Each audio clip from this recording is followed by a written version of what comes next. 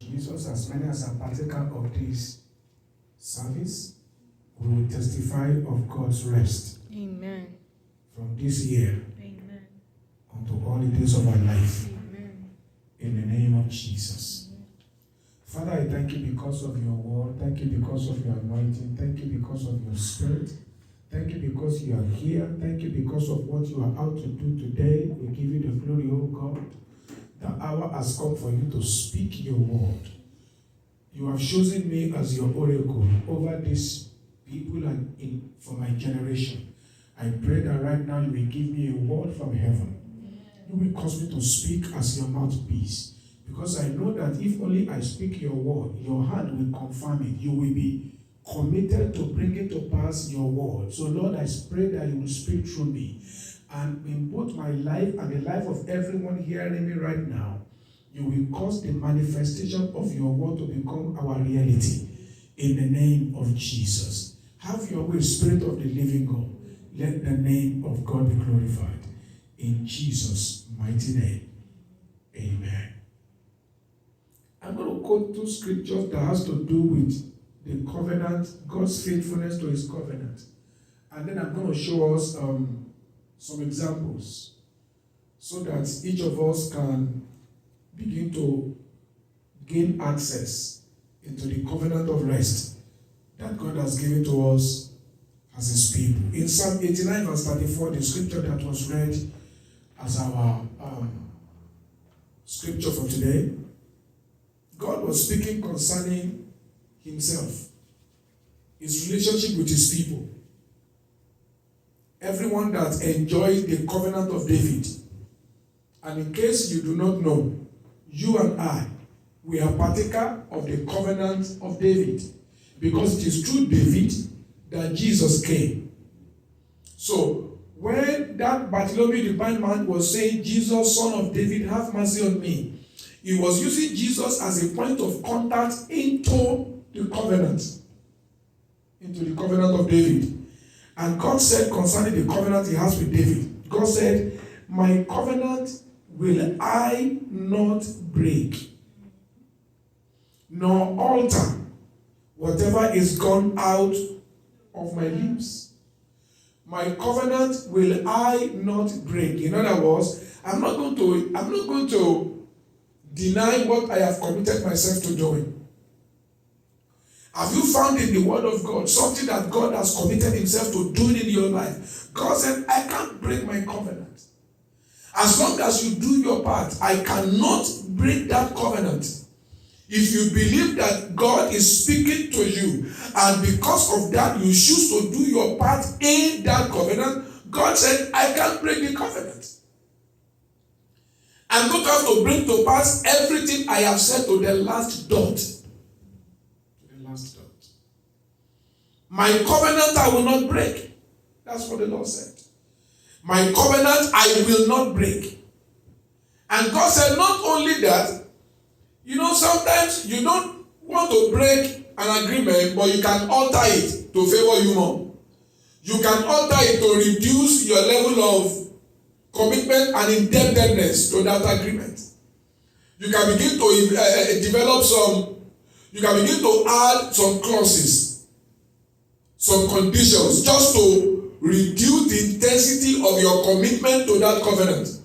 And God said, as far as he is concerned, he's not going to alter the things that is gone out of his lips. God said, I can't back out of my covenant with you, and I am the kind of God that I will not even alter it. I'm going to bring it to pass the way it is written. I'm going to bring it to pass the way I have said it in my word. The God we serve is a God that is committed to his word. The God we serve is a God that has no reason to change his mind. The Bible says in the book of Numbers, it said God is not man that he should lie. My prayer is that these words that we are hearing today will become real in our everyday life. So that as we go through life from now, we will become more confident that we have a God that cannot break his word. We have a God that is 110% committed to bringing to pass every jot of what he said. My covenant will I not break. Neither will I alter what I spoke. If he said, I shall be the head and not the tail, God said, I'm not going to break that covenant. As long as you feel your own part, which is to continue to obey the word of the Lord your God. The Bible says, if you're going to obey the word of the Lord your God, then the Lord will lift you higher above all nations of the earth. That is the covenant that God said is going to bring to pass. As long as you keep obeying his word. And the Bible said that, and all these blessings will pursue you and overtake you. So as I obey the word of God, I become automatically qualified for the blessing of God to run after me. And God said, I can't break that covenant. I can't alter that arrangement. If you say with long life, will I satisfy you and show you my salvation? It means that I cannot die before my time. No matter what the spirit of death does, no matter the plague that they say is ravaging, I can't die before my time. Because with long life will I satisfy you. The Bible says, because you have made the Most High your habitation, you dwell in him, you live in him, you recognize him as your Lord. God said, with long life will I satisfy him. So all those prophecy of you are going to die is not from God. Of course, God can reveal it to let us know what the enemy is planning. But once we destroy that plan, that's it. Because God said, with long life will I satisfy you. God said, the righteous shall be like a palm tree, which shall still be bearing fruit in old age. So the fact that we are old does not mean we are useless. In fact, the older we become, the more fruit we produce. We begin to disciple and mentor younger generation. These are the promise of God in his word. God said that children are the heritage of God, and the fruit of the womb, they are the reward from heaven. So your children cannot be Satan's instrument to torment your life. They are from God. See them like that. And God will see to it that they cannot but walk in the covenant of life. What has God said to you? I know that people can say there are territorial demons, there are family altars that are working against people's destiny. But the Bible tells me that you are more than conqueror through Christ, not through your effort, not through your power. As you retain your faith in Christ, the Bible says you are more than conqueror through Christ. You are more than conqueror. I am more than conqueror. The Bible says that no enchantment will work against David. No divination will work against Israel. So they can enchant spiritual powers. But if you don't work against me, because I am a partaker of the covenant of David, I am a child of God. The Bible says that a cause that has no reason cannot stand. Anybody can place a cause, but it cannot stay on me because I am not qualified to receive a cause. Balaam said that God has blessed the people of Israel. I cannot curse them. I am a blessed man. Curses cannot stand on my life. Whatever is called curses cannot be identified with my destiny. You see, all I'm trying to do is to remind myself of the covenants of God. And God said, if you believe that it is from me, then I can't break it. I will do it, even if it's just for you. Even if it's just for you, in the midst of 1 million people, I will do it because you believe me that I cannot lie. And God said, I can't alter the things that I have spoken. We have prayed for the last 7 days. We have used scriptures to pray. We have mentioned so many things. And God said, everything that you see in my word that you believe and you prayed about, I am committed to bringing them to pass.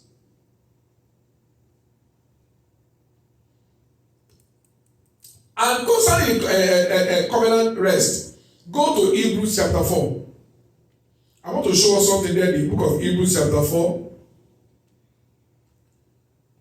In the book of Hebrews chapter 4, the Bible was speaking concerning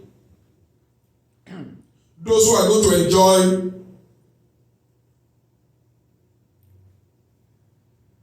Hebrews chapter 4 from verse 3 to 4. For we which have believed do enter into rest, as God had said. as I have sworn my wrath, they shall not enter into my rest. Although the work were finished from the foundation of the world. So some people were not able to enter in because of rebellion. Let's go ahead. He said, verse 4, for he spake in a certain place of the seventh day on this wise, and God did rest the seventh day from all his work. And again, he said, I'm reading verse 5 now, if they shall enter into my rest. Verse 6, seeing therefore that it remained that some must enter, and they to whom it was first preached did not enter in, because of not the devil. They did not enter into rest, not because of their ancestral causes. They did not enter into rest, not because of external enemy. They did not enter into rest because of their unbelief.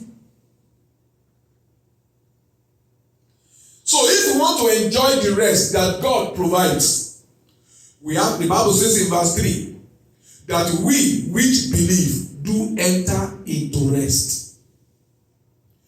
Now, what does it mean to enter into rest?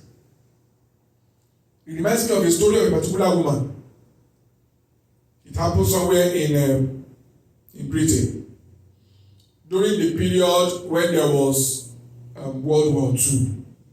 We are told that there is this place that people normally go to hide themselves when the soldiers start shooting and they start throwing bombs. But there's this particular elderly woman. They did not find her in that shelter the first day. Everybody was worried. They didn't find her in the shelter the second day. And when the third day came, she was found coming out. They saw her on the road. What happened to you? We thought you were dead. We couldn't find you. The woman said, why? I was somewhere. They said, and you could sleep. He said, yes. He said, the Bible says that he that watch over me does not sleep nor slumber. So if God is not sleeping, why should I stay awake? Now, that may look funny, but that is what it means to believe. She just believed that while she's unconscious, there's an invisible hand of God that will shield her from the arrows, from the bomb, from the bullets. And it was like that. And God wants us to begin to work with him in 2022 in the same way.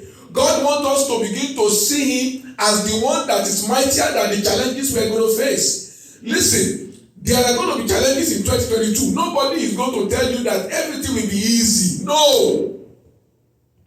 There are going to be disappointments in 2022. There are going to be things that you expect to see come to pass, but they are not coming to pass yet. And you want to feel dejected. But if you have made up your mind and you have convinced yourself that if it does not come to pass, then God does not want it for me. Because every good and perfect gift comes from the Father to me. And God said concerning my life, he said, I know the plan that I have for you. They are the plan of good and not of evil. That means God has a plan for my life. And that means God is executing that plan face by face. It may not be at the pace that I expect. It may not be in the manner that I expect. But I have to believe that God has not abandoned me. David said, he said, I was young, but now I am old. Out of my experience, I have never seen the righteous forsaken. David said, I have been young as a shepherd boy.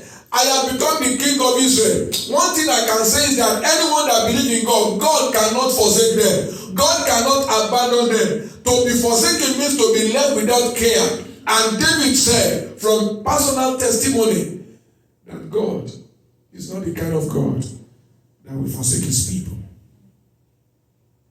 So what we have to know is that we must develop confidence in God.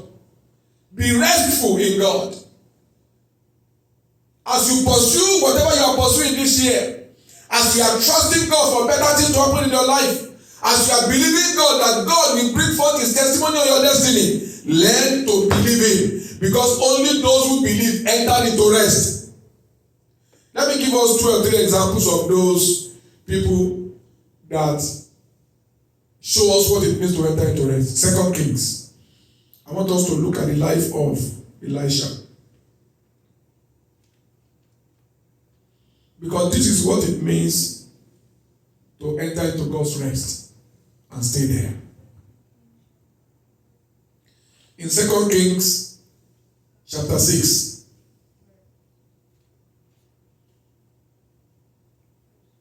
we have the story of Elisha. God kept revealing what the Syrian king was planning to do against the people of Samaria. And Prophet Elisha will send message to the king, letting the king know what the other king, the king of Syria, was planning to do. And the king of Syria just discovered that every time they plan to attack Samaria, Samaria seems to have a foreknowledge about their plans. And then he said, he now gathered his captains together and said, who is for the king of Samaria among you? How come they always know our plan? One of them said, sir, none of us is a traitor, but there is a man of God in Samaria. You know what you are doing inside your bedroom. So the king said, I'll go and arrest him. Go and find out where he stays. And so they find out where Elisha stays. And the king of Syria and his army, they went with the intention to go and capture Prophet Elisha. And then, let's read from verse 15 to verse 17. I just gave us the background. Verse 17, verse 15. And when the servant of the man of God was risen early and gone forth, behold, an host compassed the city, both with horses and chariots. And his servant said unto him, alas, my master, how shall we do? The servant came out, and he saw, as he looked up, he saw that the whole city of Samaria had been surrounded by the Syrian army. And he ran back and said, master, what shall we do? Verse 16. And Elisha answered and said, fear not, for they that be with us are more than they that be with them. From that answer that Elisha gave, you will know that Elisha has this inner peace. Elisha just believed that God is in control, despite the fact that what they are seeing physically create a threat and is supposed to make them feel worried. Elisha believed that the supremacy of God that is not seen, the supremacy of God and his plan for him is mightier than the opposition of the king of Syria. He said, relax.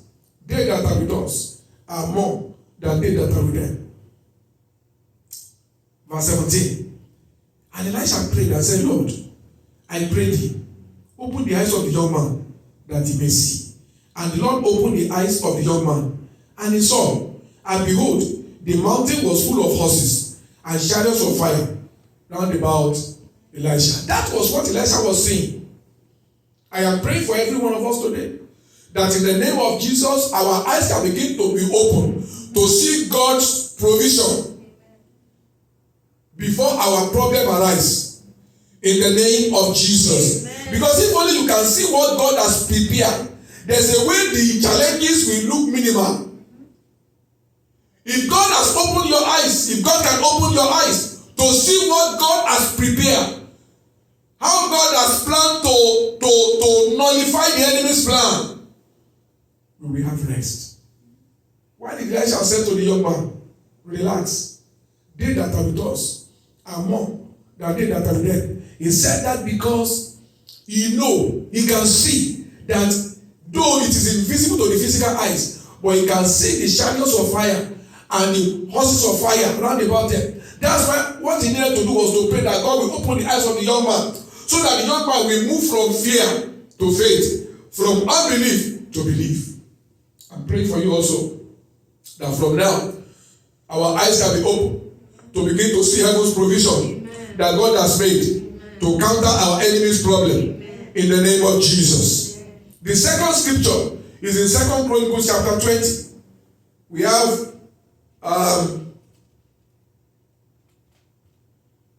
Jehoshaphat. It was told from verse 1 that three major kings are coming to fight him. And Jehoshaphat became afraid. He declared a fast.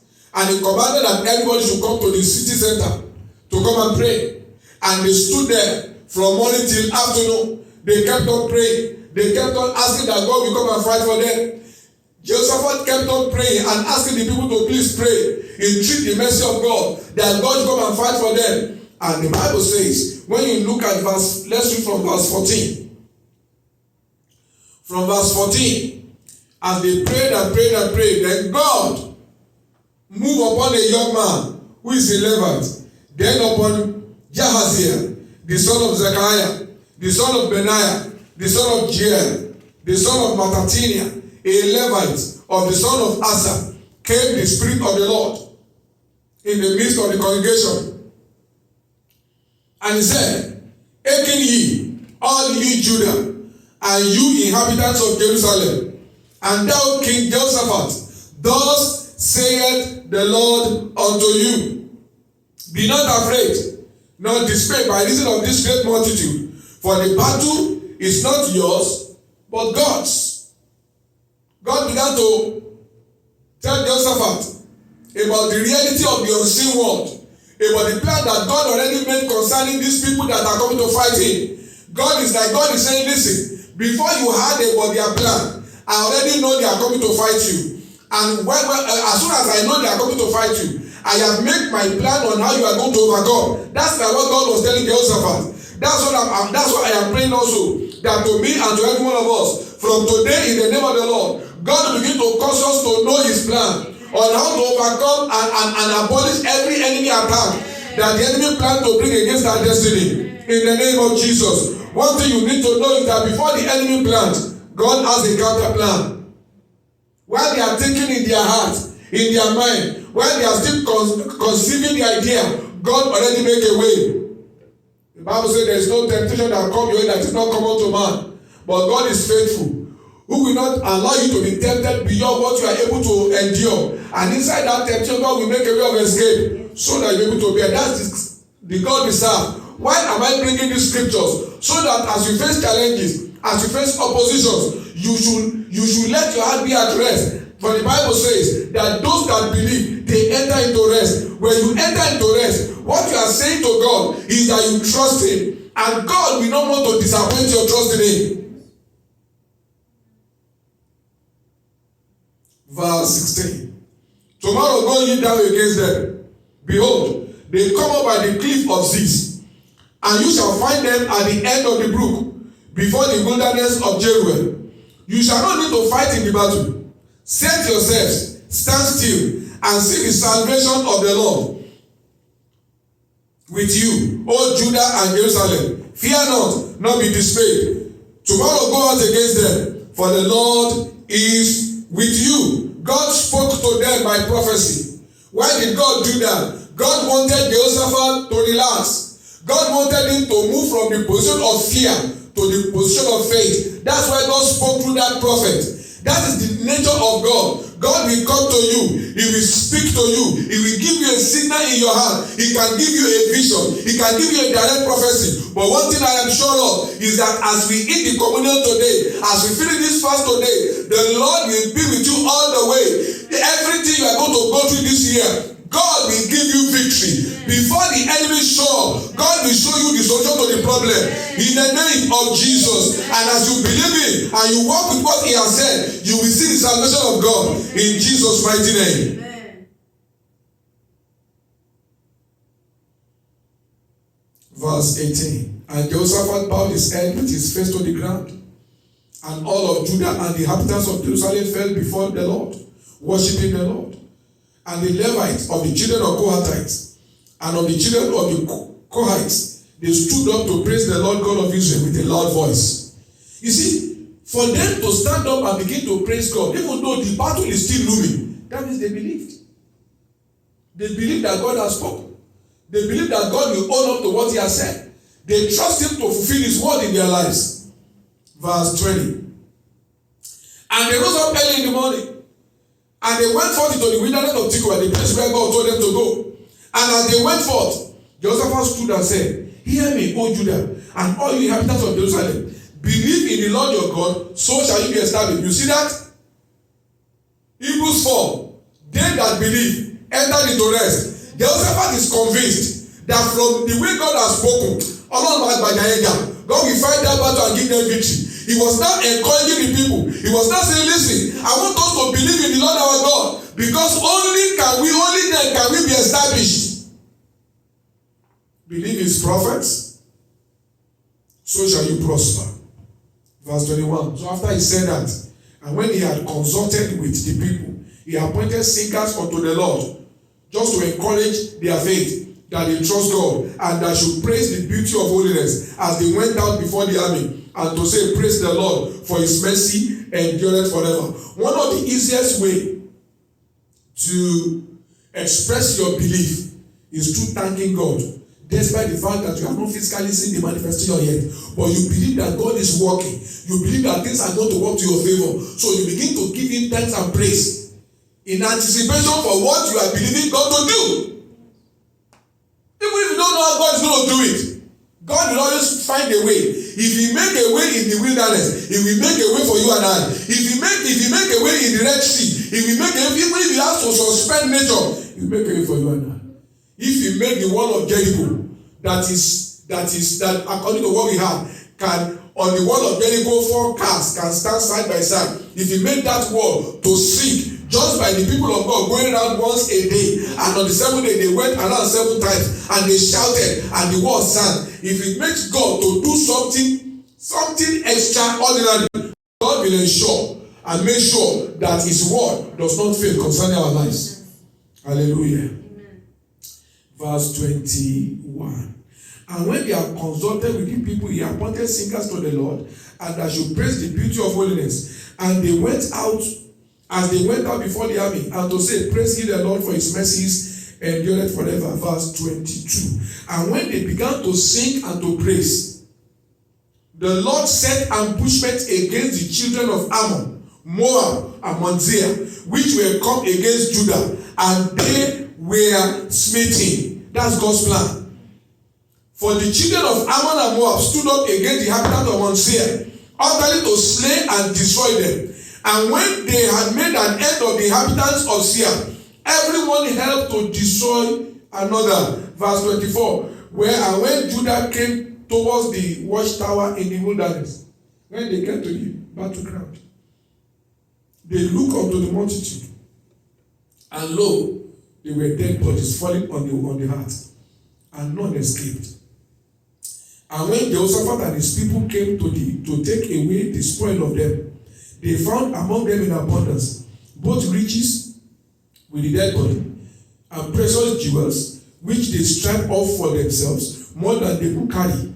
And they were 3 days in guarding of the spoil, for it was very much. These are the people that are going to battle. These are the people that 2 days ago, they were very much afraid. They didn't know what was going to happen. But God spoke to them by his word. God sent a prayer to speak to them. And Jehoshaphat believed that God was going to do it. So he said, listen, let us express our faith in God. Let God know that we believe in him. I want us to do something. Let us express our faith. Let us begin to thank him in anticipation of the victory. And when they began to thank God, God made the enemy to destroy themselves. As you also begin to stay in faith this year, as you choose to believe, as you go through challenges this year, God will make every enemy that stand against you to fall flat before you in the name of Jesus Christ. In 1 Kings chapter 17, that's the last scripture we're going to use before we take the communion. In 1 Kings chapter 17, we have the testimony of a woman that is a widow who is having her last meal.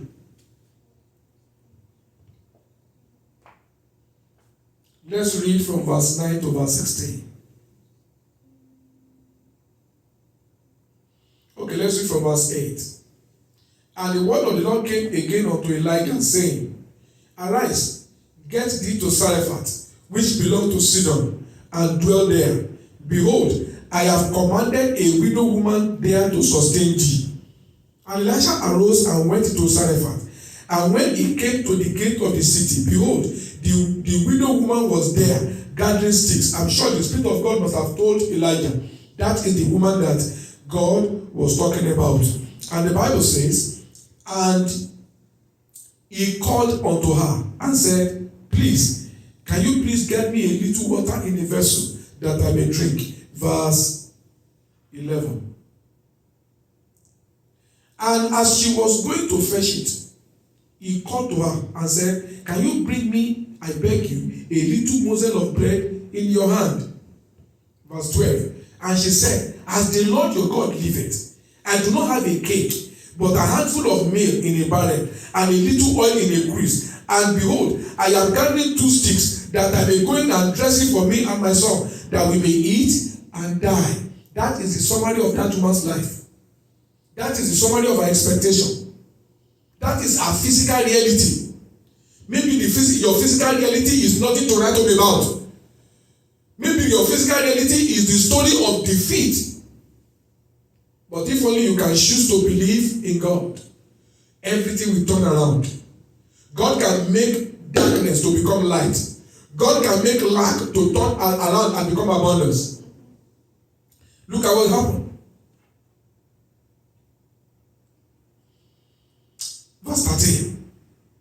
And Elijah said to her, don't be afraid. Go and do as you have said. But make me therefore a little cake first, and bring it unto me. And after, make for thee and for thy son. For thus saith the God of Israel. That is it. The provision for the woman's miracle. The word of God that will bring her rest. He said, for thus saith the Lord.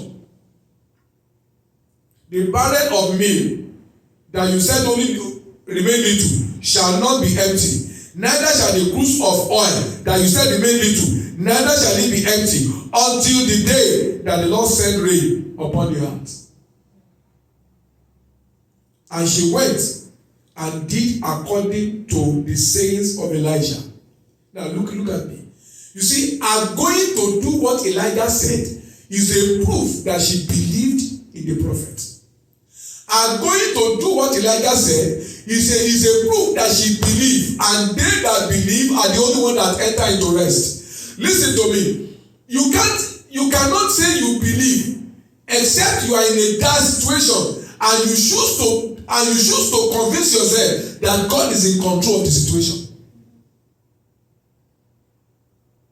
So when God is saying that you have to believe for you to enter into rest, God is saying that because God knows that you will face adverse situations. There will be challenges that want to threaten your faith and your trust in God's ability to be able to take charge.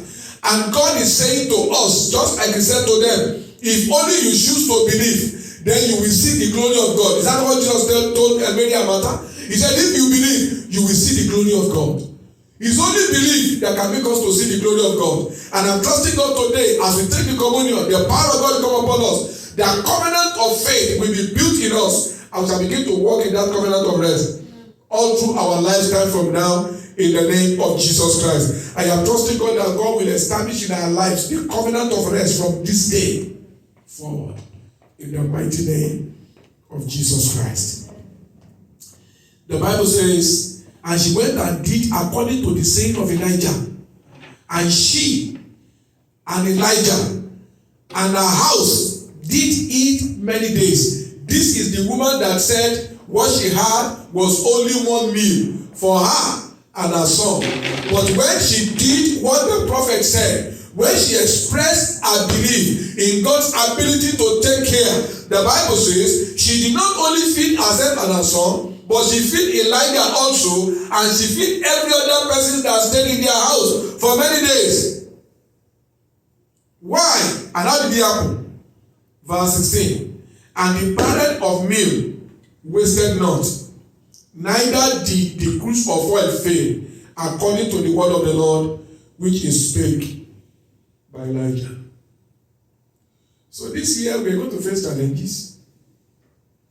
Anyone that will be great in life will face challenges. The only reason why the people of Israel were convinced that God was with David was because he had to face the giant. The opposition that God will allow you to face, They are God's building block for your destiny. The opposition that God will allow you to face, they are needed for you to enter into the realm of glory. The opposition that God will allow you to be confronted with, they are your test in the realm of the spirit that qualifies you for the miracle that God has prepared. So don't let any challenge pull you down. Don't let any setback set you back. Convince yourself that God's plan cannot be altered by Satan. God's plan for your life cannot be altered by man. God's plan for your life cannot fail. And let that confidence make you to be singing praise in the face of adversity. And then boom, you shall see the miracle of God. So what we're going to do now is we are going to have communion. And the connection to this communion, I will show us two scriptures only. Matthew chapter 11. Matthew chapter 11. In Matthew chapter 11 and verse 28, look at what Jesus said. Matthew 11:28, Jesus said, "Come unto me, all ye that labor and are heavy laden, I will give you rest." He is the rest giver. He is the one that has been appointed by God, our Father, to give rest. That's why when you look at that Hebrews chapter 4, the Bible is talking about those who do not believe in the gospel of salvation. Jesus is the gospel of salvation. He is the good news. He came to this world, offered himself on the cross, died, and became a sacrifice for our sin. And the Bible says, as many as believe in him, John 1:12, they are given the power to become the sons of God. He said, "Come to me, all you that labor and are heavy laden, and I have been appointed by the Father to give you rest." So as we take the communion, remember Jesus said, when you take the communion, let's go to 1 Corinthians chapter 11. 1 Corinthians chapter 11. I'll read from verse 23 to verse 25. Jesus was speaking. 1 Corinthians chapter 11, from verse 23 to verse 25. Jesus said, for Apostle Paul was speaking to the Corinthian church. He said, "For I have received from the Lord that which I also delivered unto you." What did he receive? That the Lord Jesus, the same night in which he was betrayed, he took bread, and when he had given thanks, he broke it and said, "Take, eat, this is my body, which is broken for you. This do in remembrance of me." Remember, he said, "Come to me, I'll give you rest." And Jesus told Apostle Paul, he said, when the believers eat the bread, they are eating his flesh. Verse 25. And the same manner also, he took the cup, and when he had supped, saying, "This cup is the new covenant in my blood. This do you as often as you drink it in remembrance of me." So when you drink the fruit of the vine that is blessed in the name of the Lord, it is the blood of Jesus you are drinking. When we eat the bread that is spread upon, you are eating the flesh of Jesus. And because he's the one that has been appointed by heaven as the rest giver, as you take his flesh today and you drink his blood, I am trusting that in the name of Jesus, you are receiving into your body, into your spirit, and into your soul the covenant of rest. Amen. And so shall it be. Amen. In the mighty name of Jesus. Amen. So let us have it. Come and take your own.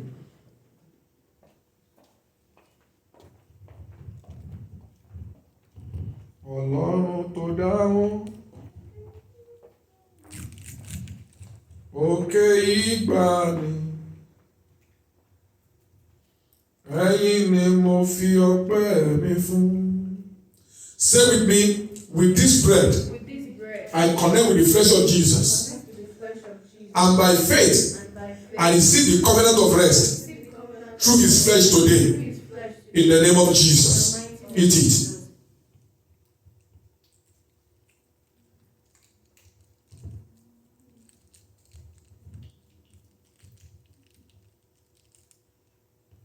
Say with me, with this drink in my hand, I connect with the blood of Jesus. And as I drink his blood today, the covenant of rest is sealed in my spirit, in my soul, in my body, and in my circumstances. From this day forward, in Jesus' name, drink it.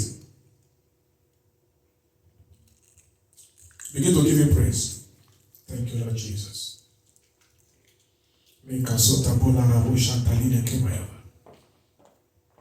Father, what we have done today, we have done by faith. What we have done today, we have done by faith. What we have done today, we have done by faith. Believing that according to your word, so shall it be unto us. Believing that according to your word, so shall it be unto us. So, Father, we give you the glory. Father, we give you the glory. Father, we give you the glory. Father, we give you the glory. Because we believe, oh God, that the covenant of rest has been established in our life today, in our spirit, in our soul, and our body. And we give you praise for it. Blessed be your name. In Jesus' mighty name. Amen.